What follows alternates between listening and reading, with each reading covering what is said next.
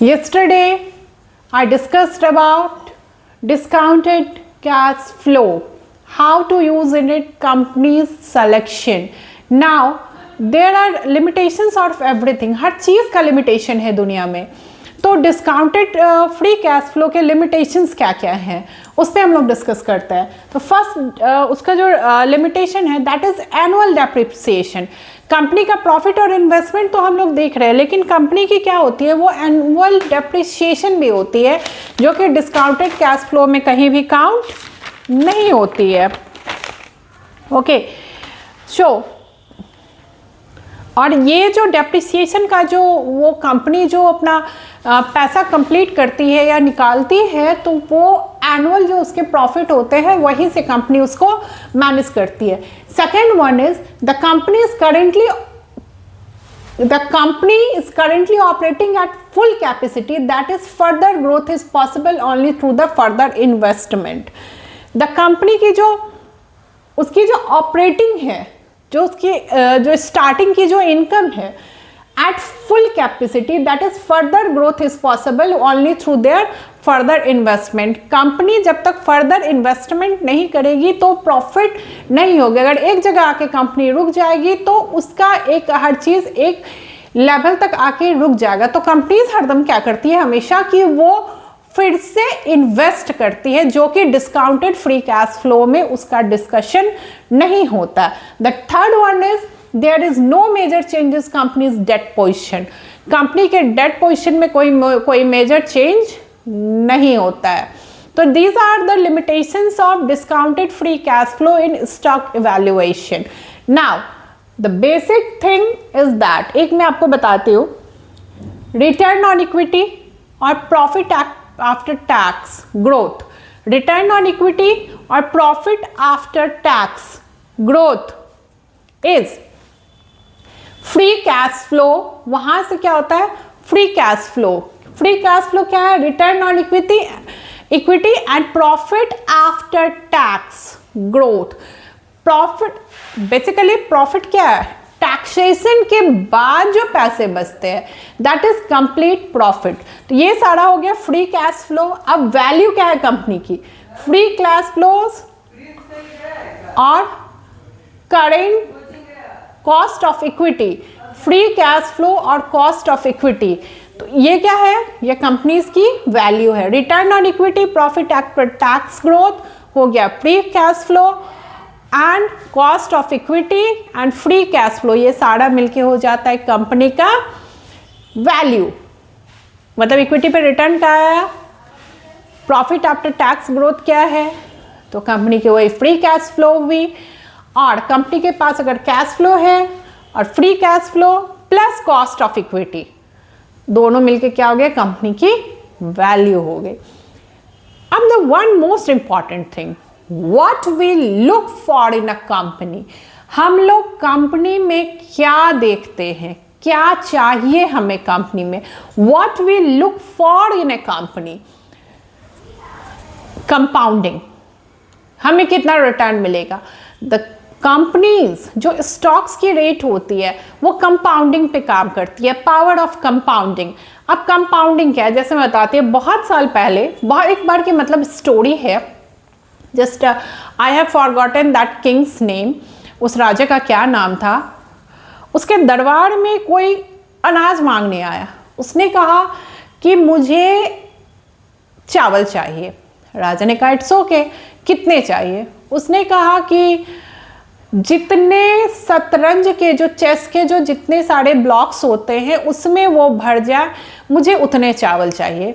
राजा ने कहा it's okay, मैंने तुमने भरो, ये क्या तुमने मांग लिया? तो छोटे से चावल हुए, बस थोड़ा सा तुमने मांगा है. But whenever he started to fill, first block में 1, कंपाउंडिंग में जस्ट कंपाउंडिंग क्या है? इंटरेस्ट ऑन इंटरेस्ट है. सेकेंड में 2, थर्ड में 2 स्क्वायर 4, फोर्थ में 4 स्क्वायर 16, फिफ्थ में 16 स्क्वायर 256, सिक्स्थ में 256 square.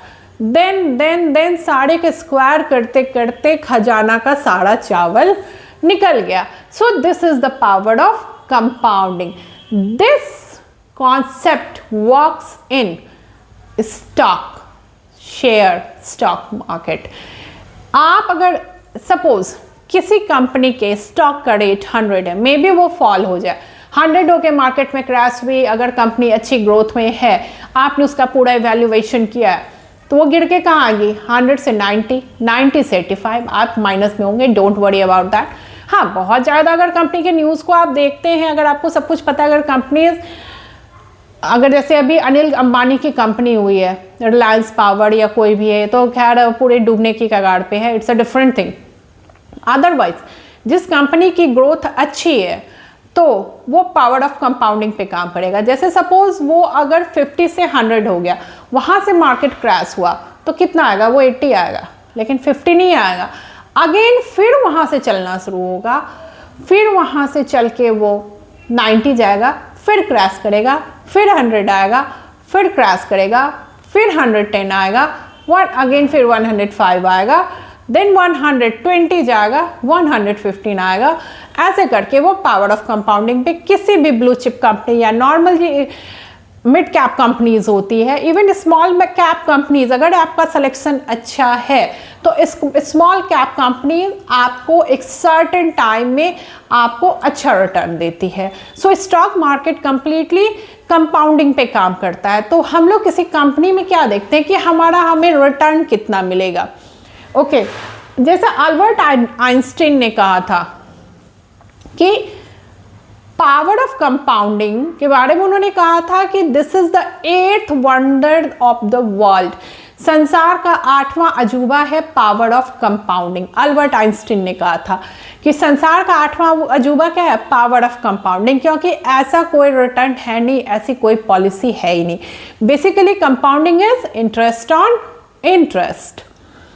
Okay, suppose ₹1 you have invested, 1 रुपये लगाए, 10% पे आपको आफ्टर 3 years मिलते हैं 1.35, 15% पे फिर 1.5, ऐसे करके 30th ईयर में ₹1 होते होते आपका हो जाता है 24,201.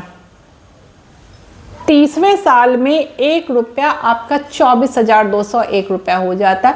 This is the power of investing as well power of compounding. Power of compounding is interest on interest. So we look in the company that is compounding how much return we will get back. Okay, so but ऐसा क्यों हुआ? क्यों 1,000 rupees जो है 24,201 रुपये हो गए? क्या सारी कंपनीज की स्टॉक्स हमें इतने रिटर्न देगी? श्योर देगी, क्योंकि हर कंपनी मार्केट में BSE और NSE में लिस्टेड नहीं होती है. सेबी के नॉर्म्स बहुत टाइट होते हैं. ओके, सो ये डिपेंड करता है कि कंपनी कौन सी है. तो फिर वहाँ आपकी एक प्रोसेस आती है कंपनीज इवैल्यूएशन की, that is QGLP technique. That you have to go through the quality, growth, then आती है आपकी quality, growth, longevity of quality and growth and reasonable price. अब कंपनी की क्वालिटी ये है, this is the block of companies quality. Quality ये matrix है. Quality, firstly these are the matrix. हर चीज जो है ना कनेक्टेड है. क्वालिटी, ग्रोथ, कंपनी ग्रो कैसा कर रही है, longevity of quality and growth और रीजनेबल प्राइस, ये सारे मिलके बनाते हैं एक क्वालिटेटिव एक्सक्यूज मी स्टॉक. अब क्वालिटी में क्या आता है? हेल्दी स्टेबल बिजनेस स्टेबल होने चाहिए, प्रेफरली कंज्यूमर फेसिंग